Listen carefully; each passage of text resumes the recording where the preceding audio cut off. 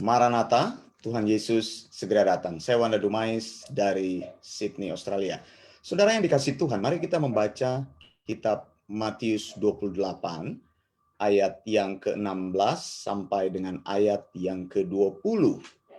Lembaga Alkitab Indonesia memberi judul Perintah untuk Memberitakan Injil. Dan ke-11 murid itu berangkat ke Galilea, ke bukit yang telah ditunjukkan Yesus kepada mereka. Ketika melihat dia, mereka menyembahnya, tetapi beberapa orang ragu-ragu. Yesus mendekati mereka dan berkata, "Kepadaku telah diberikan segala kuasa di sorga dan di bumi.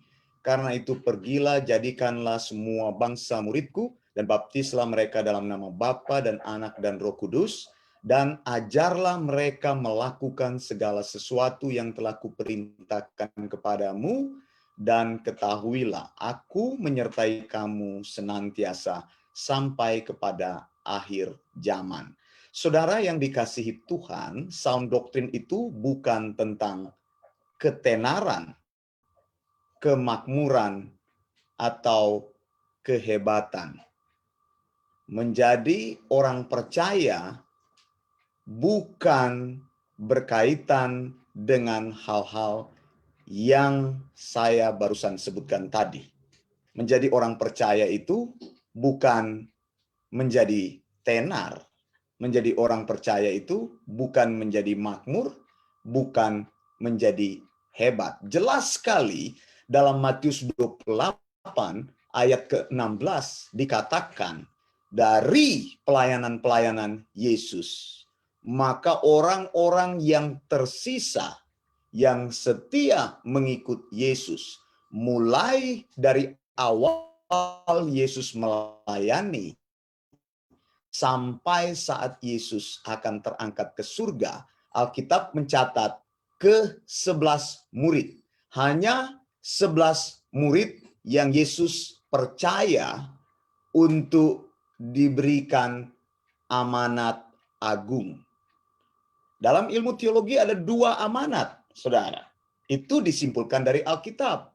Dalam Kejadian, Tuhan memberikan perintah kepada manusia untuk menaklukkan segala sesuatu yang Tuhan telah ciptakan di bumi ini. Ini disebut dengan amanat kebudayaan. Manusia perlu mengembangkan diri, perlu mengembangkan apa yang Tuhan telah berikan. Semua karunia yang Tuhan berikan, talenta, skill yang Tuhan berikan, mengembangkan kemanusiaan kita. Saya mendorong kita untuk seluas-luasnya mengembangkan kehidupan kita di muka bumi ini. Tetapi ada perintah yang kedua, amanat agung. Amanat yang pertama, amanat kebudayaan. Perintah yang pertama, amanat yang kedua adalah amanat agung. Amanat agung bicara mengenai menjadikan semua bangsa murid Yesus. Membaptiskan mereka dalam nama Bapa dan Anak dan Roh Kudus. Saudara yang dikasihi Tuhan, hanya 11 orang. Jadi tidak ada maksud sama sekali Yesus membangun ketenaran melalui Injil yang dia sampaikan. Jadi Yesus menyampaikan sound doctrine untuk membawa orang kepada penciptanya, untuk membawa orang mengenal pengajaran yang benar, sehingga orang bisa hidup di dalam pengajaran yang benar, untuk membawa sebuah pengajaran yang merevolusi cara pikir, merevolusi cara hidup, merevolusi cara beriman. Dari beriman menyembah Allah yang jauh, yang transenden, sekarang menjadi menyembah Allah yang bukan saja transenden tapi imanen. Masih ingat pengertian-pengertian yang saya sampaikan? Transenden itu mengakui bahwa Allah itu Allah yang sangat besar, yang sangat mulia, yang sangat luar biasa. Tetapi Allah itu juga adalah Allah yang imanen. Allah yang berdiam di dalam hidup manusia. Nah, pengertian-pengertian ini memang hanya bisa dipahami melalui pemahaman Tritunggal. Jadi ada Allah Bapa yang hebat dan luar biasa, lalu menyatakan dirinya di dalam Yesus. Kemudian ada Allah Roh Kudus yang membuat baik Allah di dalam orang yang percaya kepada Yesus. Makanya di sini dalam ayat yang ke-17, Matius 28 ayat 17, ketika mereka melihat Yesus, mereka menyembah Yesus, tetapi beberapa orang ragu-ragu. Kenapa beberapa orang itu ragu-ragu? Karena orang yang sama, Yesus yang sama yang telah mereka ikuti dari awal seri ini sampai kepada akhir daripada perjalanan ini. Akhir perjalanan ini menunjukkan perjumpaan mereka yang terakhir dengan Yesus. Mereka melihat ternyata memang ini Yesus orang yang berbeda. Dia bukan hanya seorang manusia, tetapi dia adalah manusia yang sekaligus adalah Allah. Ini adalah kristologi. Yesus itu sepenuhnya manusia dan Yesus itu sepenuhnya Allah. Makanya orang-orang yang mengikut dia, ya 11 orang yang terakhir yang sampai pada penghabisan pelayanan dari Yesus di bumi, mereka menjadi ragu-ragu. Ada berapa yang menyembah, tapi ada beberapa yang ragu-ragu. Nah, kata penyembahan di sini, saudara, saya mau tunjukkan. Kata penyembahan ini bukan kata menyembah yang saudara mengerti dalam konteks karismatik. Banyak orang bilang, saudara, kalau engkau mau diberkati Tuhan, doa yang banyak, penyembahan yang banyak. Penyembahan itu apa? Penyembahan itu bukan ambil gitar lalu nyanyi lagu-lagu pelan. Penyembahan itu bukan mulai nyanyi-nyanyi lalu bilang haleluya, haleluya, haleluya, kuria lama sanda, sikala lama sanda, raba raba raba, hira lama sika. Bukan itu kata penyembahan.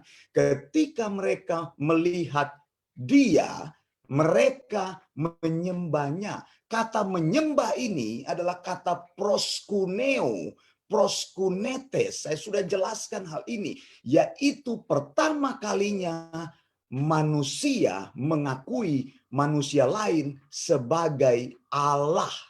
Jadi ini yang sering dipakai oleh raja-raja ketika Kaisar Roma menjadi kaisar memimpin pada waktu itu seluruh bangsa sebagai seorang kaisar yang menaklukkan banyak bangsa-bangsa, pemimpin tunggal, maka dia menuntut penyembahan supaya orang bukan menyembah saja dia sebagai manusia, tapi menyembah sebagai Allah. Jadi kata menyembah di sini adalah menyembah dalam arti yang sebenar-benarnya.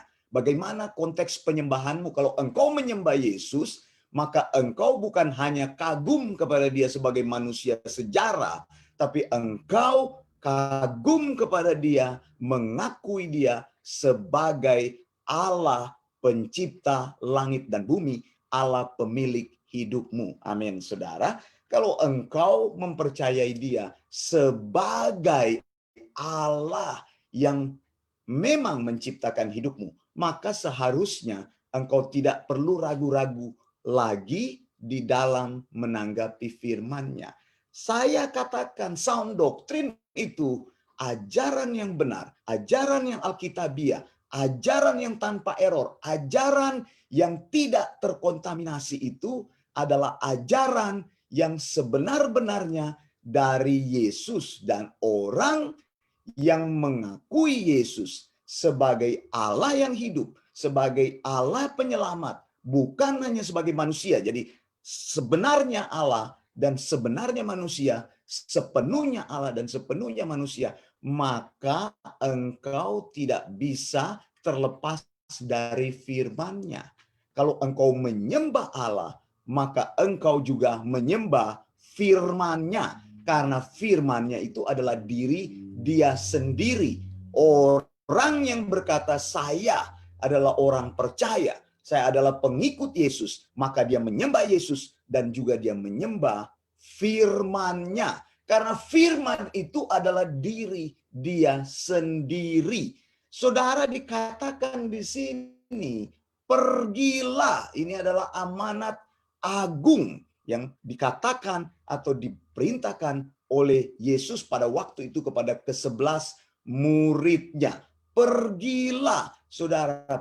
Perintah di dalam Alkitab, saya bilang ada dua amanat. Ada amanat kebudayaan. Selain kita menjadi manusia yang utuh, mengembangkan kemanusiaan, jangan lupa Tuhan memberikan kepada kita perintah untuk menyampaikan sound doctrine, menyampaikan ajaran yang alkitabiah, bukan ajaran tipu-tipu, bukan ajaran motivasi, bukan ajaran deklarasi, bukan ajaran ngero-ngero, bukan ajaran yang berdasar pada pikiranmu sendiri. Engkau siapa sehingga engkau mengatakan pengajaran-pengajaranmu, sehingga engkau menggunakan Allah sebagai alatmu. Engkau ingin mencapai ketenaran, kemakmuran, dan kehebatan, lalu engkau memakai Allah sebagai bumper. Engkau membuat dia menjadi pembantumu. Alkitab katakan di sini, jadikanlah semua bangsa muridku. Kata murid di sini